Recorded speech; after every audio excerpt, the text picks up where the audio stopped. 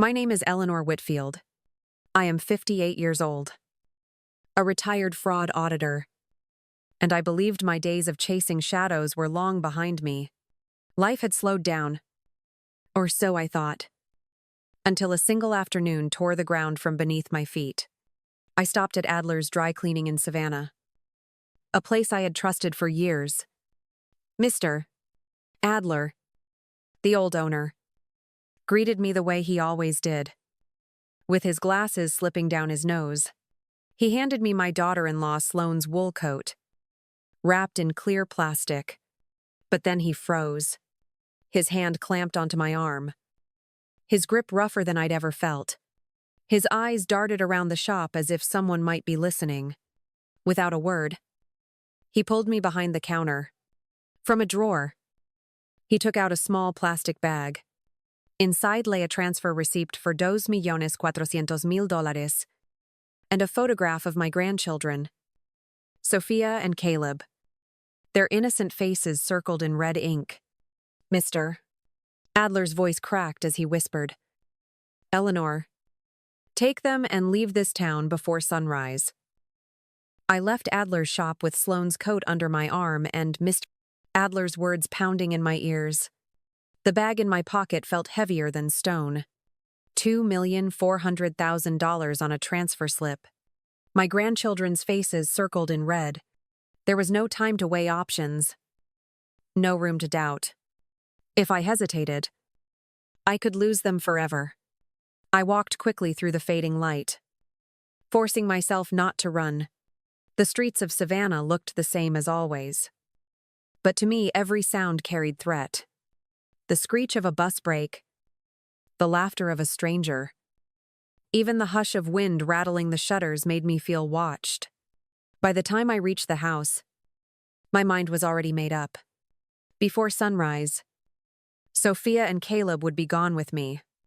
Inside, they were on the rug-building towers from blocks, their innocence cutting me like glass.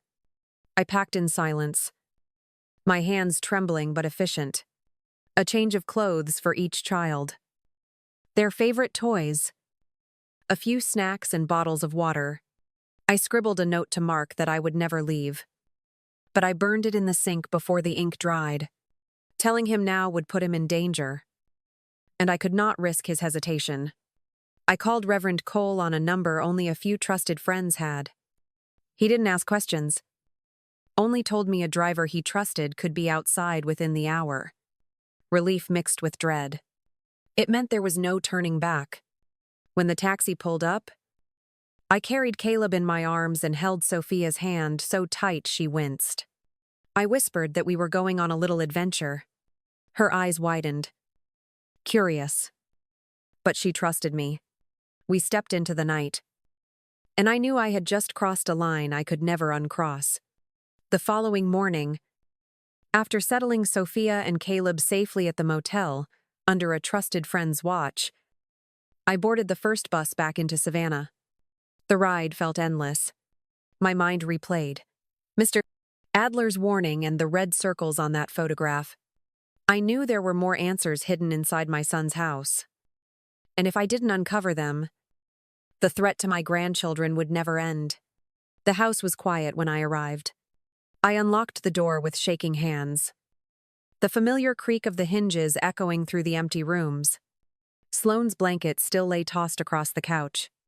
On the table, an unfinished cup of coffee had hardened into a brown stain.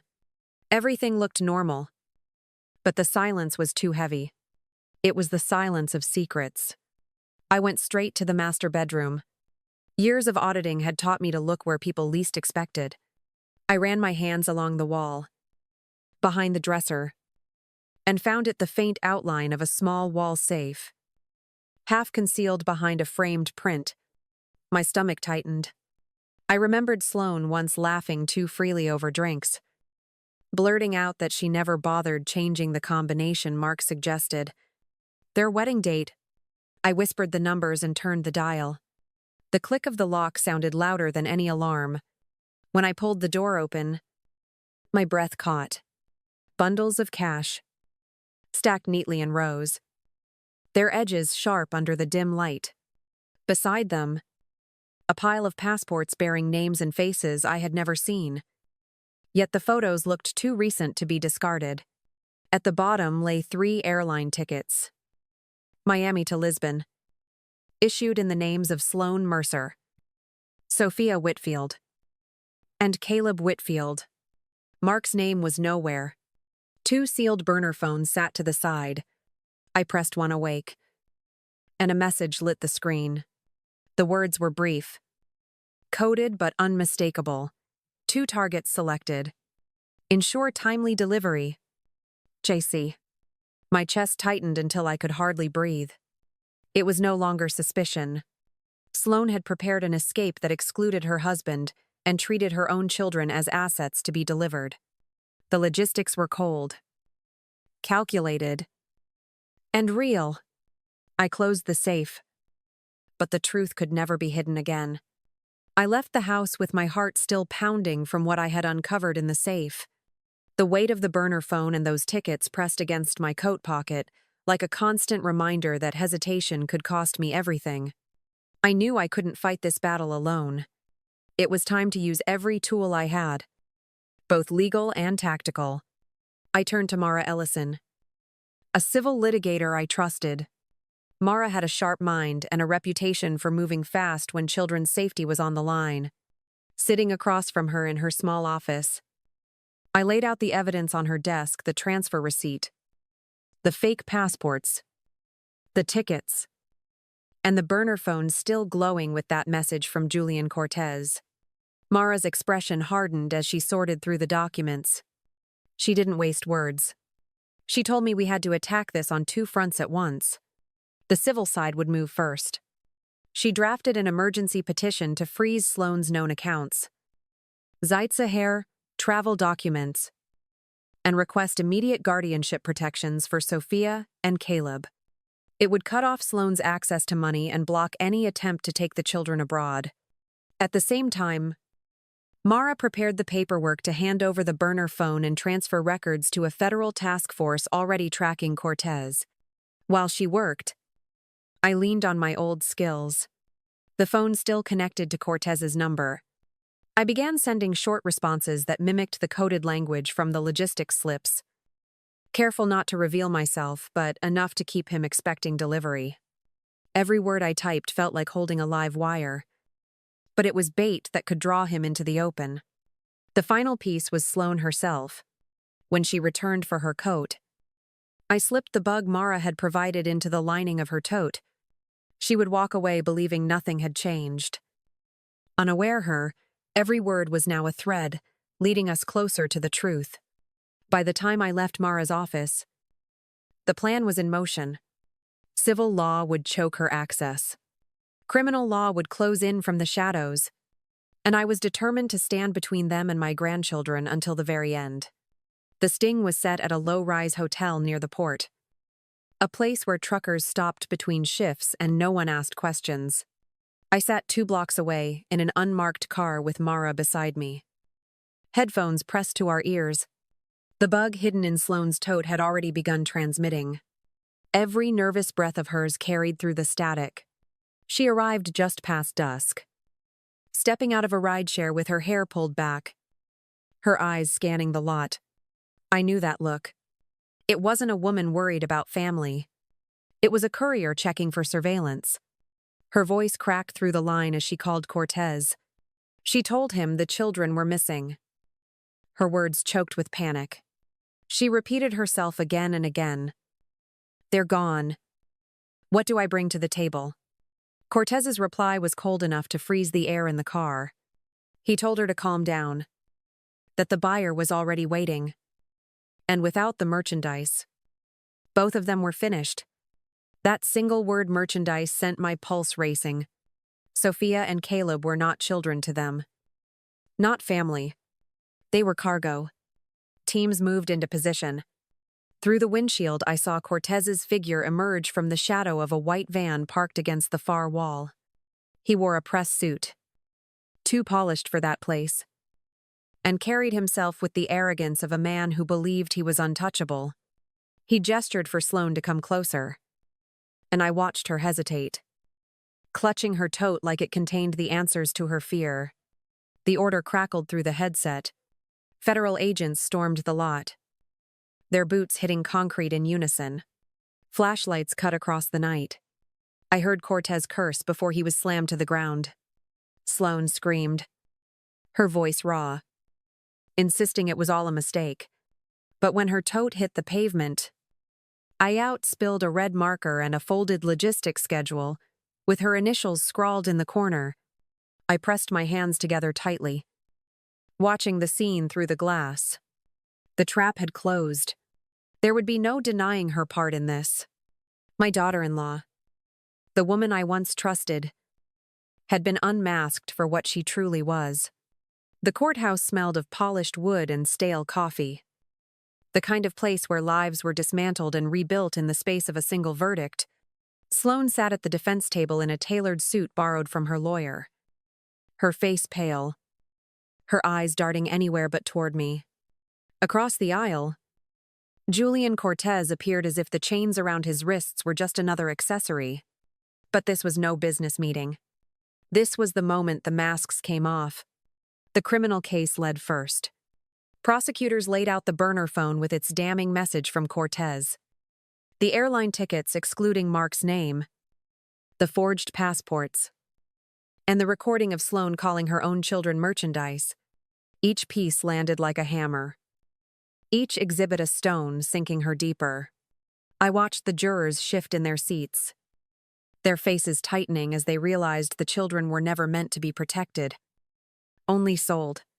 Then Mara Ellison stepped forward on the civil front. Her petition was crisp and merciless. She requested a freeze on every account tied to Sloane, the forfeiture of property acquired through illicit transfers, and the establishment of a trust fund for Sophia and Caleb.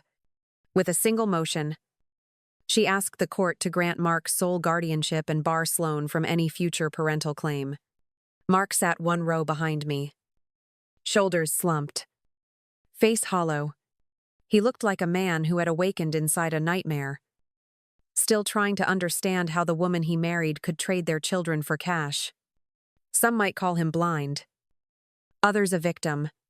I felt both truths pressing against me as I watched him struggle to breathe.